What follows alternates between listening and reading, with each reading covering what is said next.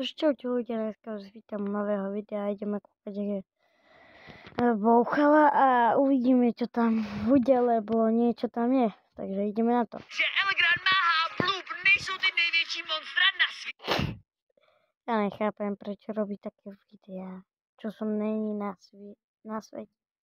Ja nechápem, čo mi spraví, že pyrotechnika alebo také niečo. Děkuji za video. Trospy, já si fakt myslím, že Bloop je to největší monstrum na světě, anebo Elgrand Máha. Myslíš, že je někdo větší? Jaká Bloop zas?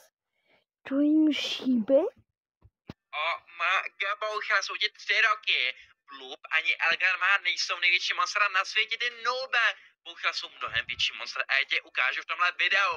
To kecáš, nic není větší než Elgrand Máha, jako tady jsou nějaký andělský žraloci, pak jsou tady černí žraloci, co to je, když je velký jenom 1,5 metru, ten žralok není ani obrovský, je menší než člověk, co tady tohle, to je trošku creepy, Moraj, to je něco jako Elgrand Máha, ale jiným jazykem.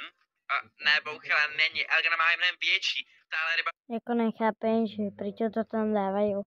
Nechápem, prečo to nepristrihnú, však to by som videl na tom videu, ale to nevadí, to je ich video. Vypadá jako ty, nepřijde ti? Jako má docela tak otevřenou pusu jako já, potom je tady Angler L, to jsou nějaký mega děsivý ryby, ale v porovnání s Bloopem. Elgrand Máhu jsou malinký, co by mohlo být větší, když tyhle ryby jsou úplně jako jednouky. Proti tomu největšímu monstru na světě úplně malinký. No tak to mě fakt zajímá, co to bude, to mě fakt zajímá, co to bude. Tady je obří barakuda, ta má 2 metry, má docela děsivý zuba, tady je Karkinosama, což je hodně děsivý živočich, a potom je tady oceánský žralok bílý, ten je taky creepy, a tady je skalopet. Nechápem, prečo sa tento spí tváriť, aké bol natrokovaný. Ale... A ten... Bouchal sa úplne tvári, že ja som mal detsko, mám 1 rok a neviem ani rozprávať. Nemal ho méhat, a tady je docela obrovský, a tady je člověk. Jabouka to je jakoby kladivoun, on se tak jmenuje, a tohle je píčí žralok, ten je strašně moc nebezpečný, že by se viděl tak uteč, jo? Jo, tak já budu radši utíkat, když ho uvidím. A tady je citronový žralok. On se jako dělá z citronu, proč se tak jmenuje? A neboucha přes ní asi dělají citrony, chápeš? To jsem nevěděl, že na žralokovi můžou růst citrony. Pak je tady Palagictres, ten má 3 metry. Galapagos žralok, ten má 3 metry. Modrý žralok 3 metry. Tady mají úplně všichni 3 metry. I Pistosaurus má 3 metry a dokonce i Sailfish má 3 metry. Elgrand Máha má 1 000 000 metrů. Jako jaboucha, ale teďka už jsou větší a větší. Tohle je Mako, takový žralok, který je v Japonsku a z něho se dělá sushi. Já miluju sushi, ale jako mohlo by být třeba lepší, kdyby bylo v Mekáči. A jako jo. Ja nechápem, prečo ho hrajú dlho dobre. Přesně prostě sushi a megač je to nejlepší kombo na světě. A tohle je další japonský rok, akorát že se dělá sushi, ale hambáče. Víš, co mě napadlo, že někdy si můžeme koupit sushi, pak si ho vezmeme do Mekáče a dáme si ho do Big Macu. Počkej, Boucha, ale jako pokud tohle uděláme, tak exploduje celý svět, protože to je zakázaný. Tady tohle... Čo sa tvária, aký boli také decká malé, ja to nechápem. Úplne decká. Pygma velryba, to je vám mega vtipně, tohle je Negaprion, co to je vám mega vtipně, a pak je tady tygří žralok, on má zuby trošku jako Elgrand Máha, možná to je nějaký předchůdce, a pak je tady Jako jo, kotlin. ten má mega děsivý zuby, a co je tohle, to je fakt nechodí, fuj. To je delfín, já mám mega rád delfíny. Já mám taky rád delfíny, potom je tady 4metrový Halisaurus, co tady budeme mít dál, tady máme potom 4,5 metrovýho Dakosauruse, to je taky docela dost metrů, pak je tady 4,5 metrový Charachardon hubely, toho znám, a tohle, není tohle beluga velryba, jo je, to jsem poznal. A Bouchle, fakt se poznal, nebo jsi to přečetl, i když ty vlastně neumíš číst, takže jsi to musel poznat, že jo? Poznal, ale neumím moc číst, a tady to je narval, koukej, jak má dlouhý nos, on strašně moc lže, jako Pinokio.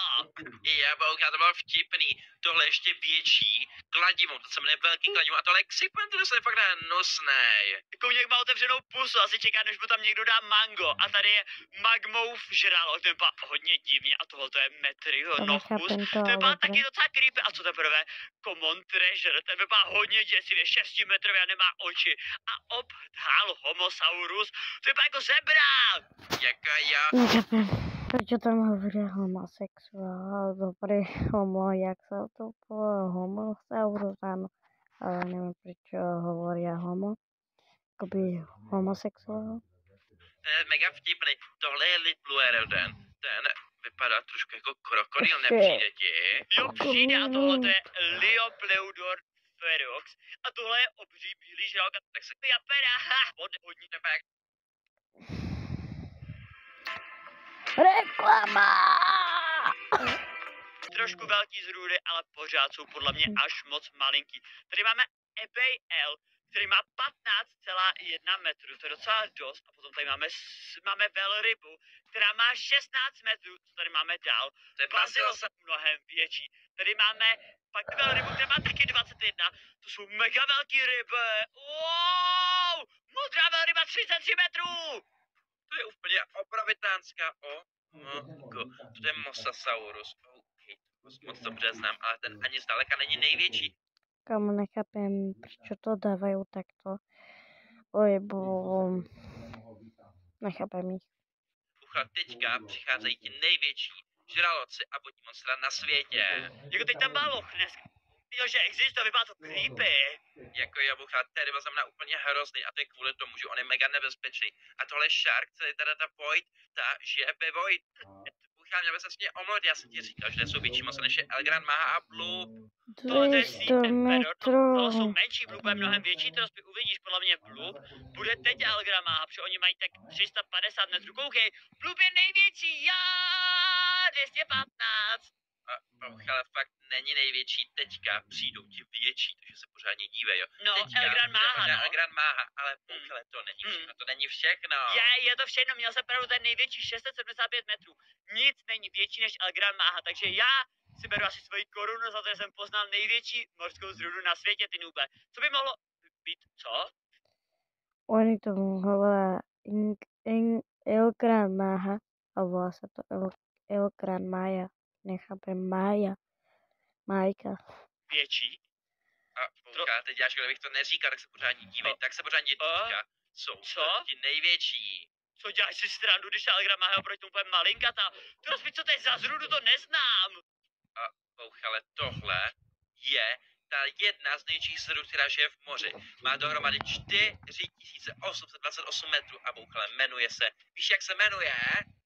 Já nevím, nemenuje se náhodou Jormungandr? Přesně tak, jak to víš? No já v těj znám, ale jak to, že je tak velká oproti Elgran Máze? Jak může být Elgran Máha takhle malinká? Jako je úplně obrovská, Bouchale. Jasně, že ví, jak se volá, keď to prečítal.